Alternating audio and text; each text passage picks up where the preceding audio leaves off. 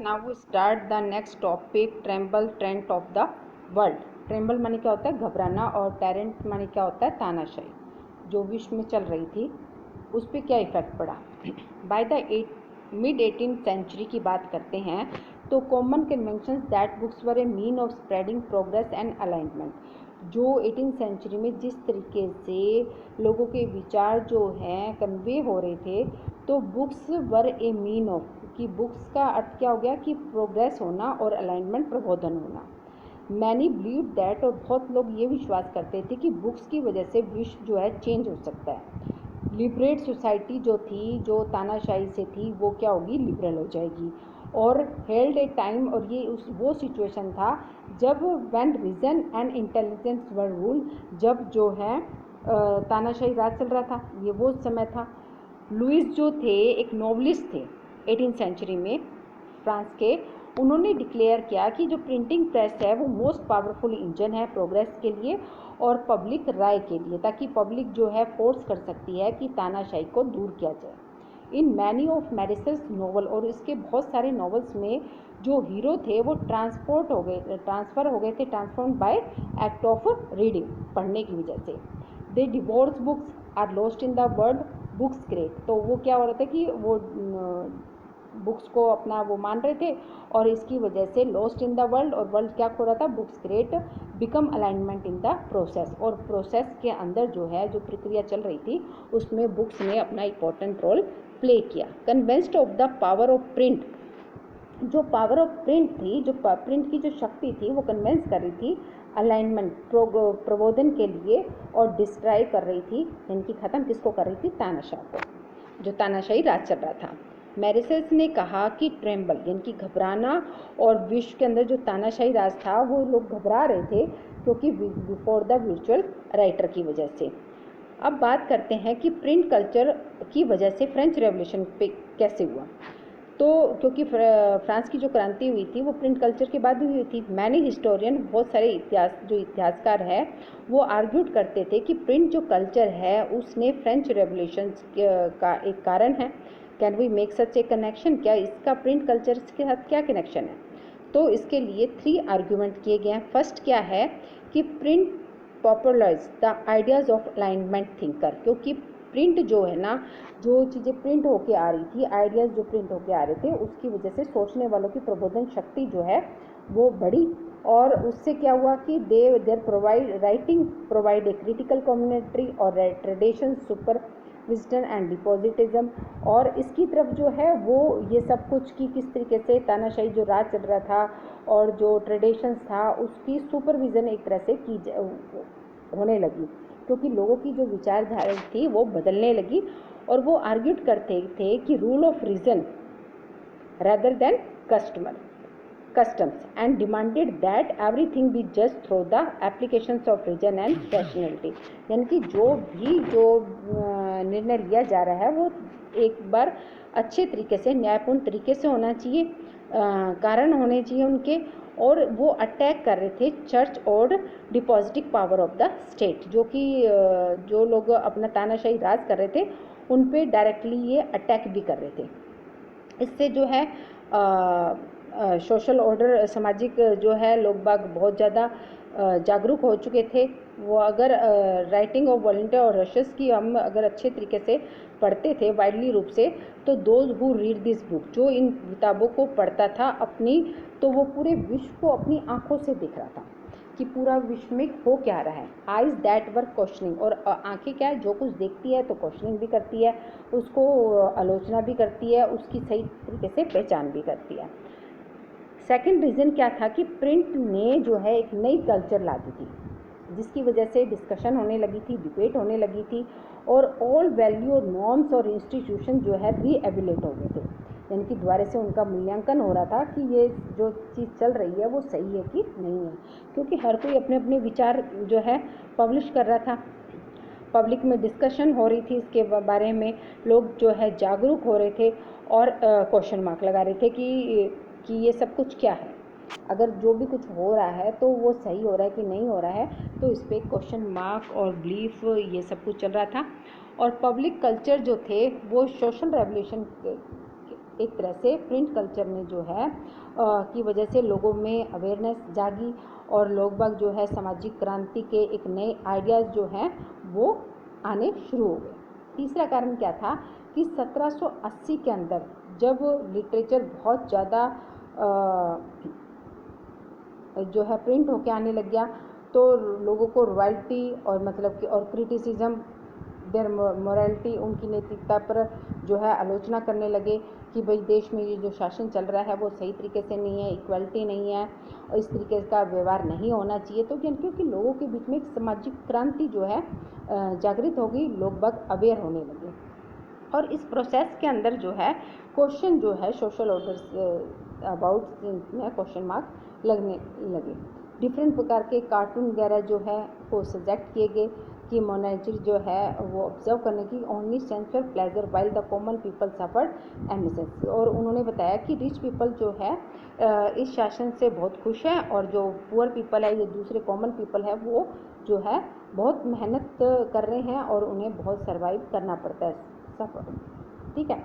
This literature, और ये literature जो है सर्कुलेट हुआ ओवरऑल, तो इससे लोगों के बीच में जो है शासकों के प्रति एक विचार उत्पन्न होने लगे कि हमारा शासक कैसा हो।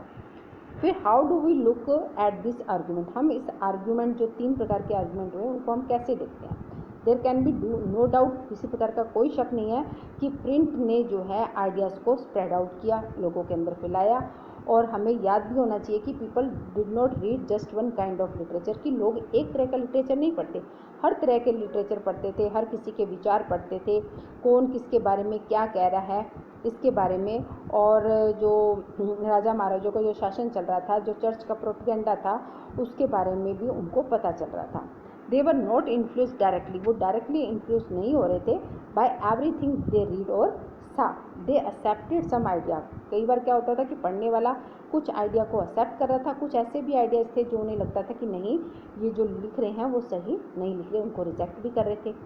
दे interpreted things their own way, वो हर चीज़ को अपने वे में सोचते और फिर उसका कंक्लूजन निकालते, यानी कि निष्कर्ष निकालते।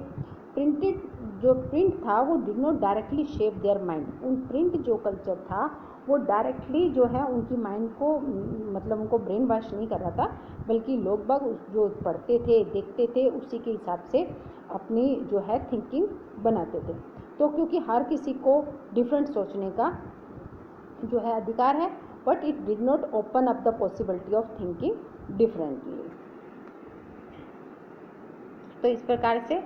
लोगों के बीच में हुआ। The nobility and common people before the French revolution, cartoon of the late 18th century के अंदर दिखाया गया है कि किस तरीके से जो बेचारे गरीब व्यक्ति है उनको कितना जो है मुसीबतों का सामना करना पड़ा था, और जो राजा महाराजा थे आराम से ज़िंदगी जी रहे थे, अमीर आदमी है वो खुशी भरी ज़िंदगी जी रहे थे, उनके साथ अच्छा व्यवहार किया जा रहा था।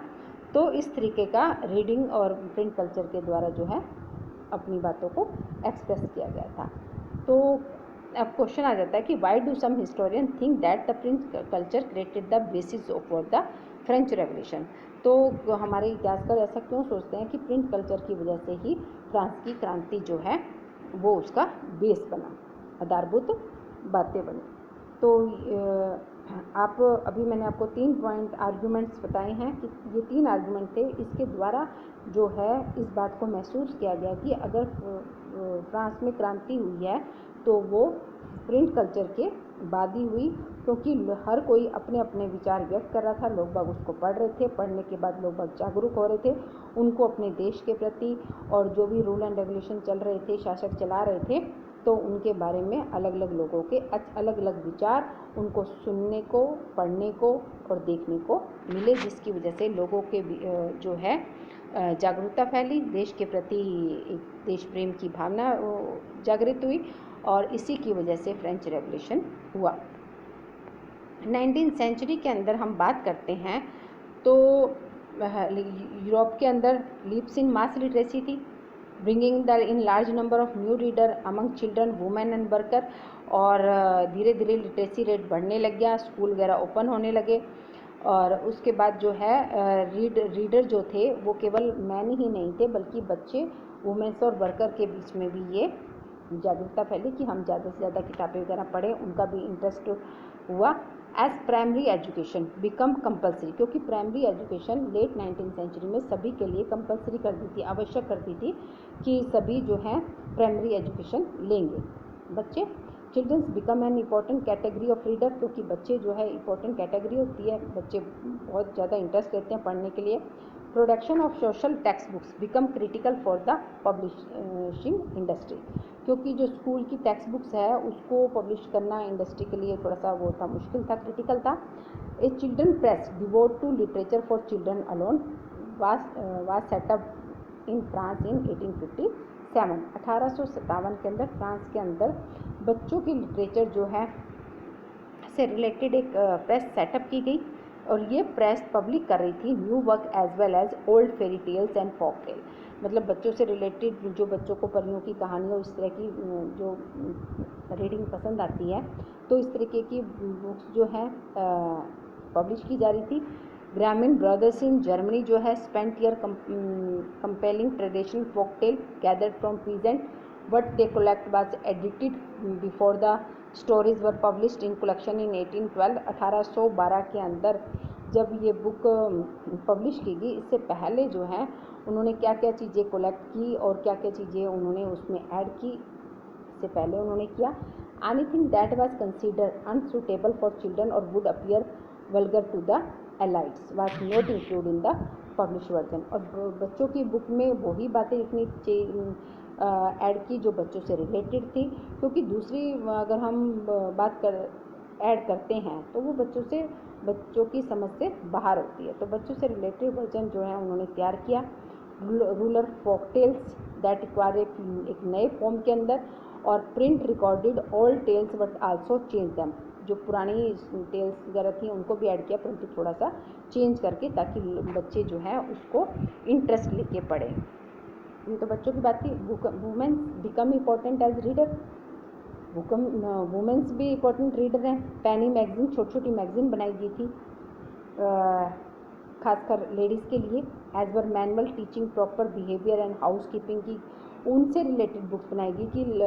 जो है किस तरीके से उनका बिहेवियर होना चाहिए, कैसे वो घर को जो है सही तरीके से मैनेज करके रखें। When novel began to written in 19th century, और जब नॉवल लिखे गए 19th सेंचुरी के अंदर, तो womens were seen as important reader, तो देखा कि वुमेन जो है सबसे ज़्यादा इंटरेस्ट ले रही है उनको पढ़ने में।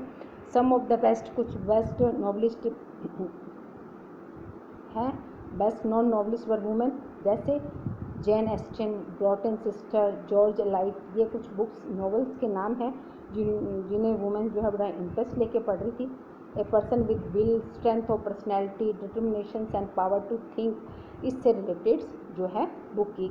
एक आदमी की पर्सनैलिटी कैसी होनी चाहिए, उसकी क्या इच्छा है, किस तरीके से वो अपने सोचने की शक्ति को बढ़ा सकता है, इस तरीके से रिलेटेड बुक्स थी। Leading libraries had been exist from the 17th century onward. In the 19th century के अंदर reading library in England become instrument for educating white collar worker, एक लाइब्रेरी को भी एस्टेब्लिश किया गया जो वाइट कॉलर वर्कर थे, आर्टिशंस थे, लोअर मिडिल क्लास पीपल्स के लिए जो है ये लाइब्रेरी एक इंस्ट्रूमेंट के रूप में काम किया। समटाइम्स सेल्फ एजुकेटेड जो वर्किंग थे class people road for them self, वो लिखते भी थे वहाँ बैठ कर। आफ्टर द वर्किंग डे, जब काम ख़त्म हो जाता था तो वो लोग जो है अपने बारे में, अपने काम के बारे में इस तरीके की बातें उसमें लिखते। Workers had some time for self improvement and self expressions, और वर्कर जो है धीरे धीरे उनमें इम्प्रूवमेंट होने लगी, अपने आप को एक्सप्रेस करने की शक्ति बढ़ी, और उन्होंने they wrote political tract and autobiography in large number, और उन्होंने बहुत सारे पॉलिटिकल ट्रैक और ऑटोबायोग्राफी जो है लिखी। जब उनके लिए क्या हुआ कि लाइब्रेरी का गठन किया गया, बीज अलग अलग तरीके से बच्चों के लिए अलग प्रकार की बुक्स बनाई गई, वुमेन्स के लिए अलग प्रकार की बुक्स बनाई गई, और वर्कर जो के लिए लाइब्रेरी जो है इंग्लैंड में एक सेटअप की गई, ताकि वर्कर जो है काम के बाद वहाँ लाइब्रेरी में बैठकर अपनी जो है बुक्स वगैरह लिख सकते हैं और अपने विचार को एक्सप्रेस कर सकते हैं, और साथ में अलग अलग थिंकर्स की जो राइटर्स की बुक्स पढ़ने के लिए उन्होंने वो सेटअप किया। तो इस प्रकार से जो है बुक्स जो है 19th सेंचुरी में एक न्यू रीडर क्रिएट करने के लिए चिल्ड्रन, वुमेन्स एंड वर्कर्स के लिए अलग प्रकार की बुकें जो हैं पब्लिश की गई।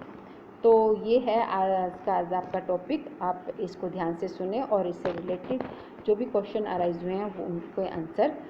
विद आंसर आप अपने रजिस्टर में नोट करें और नोट्स भी राइट करें।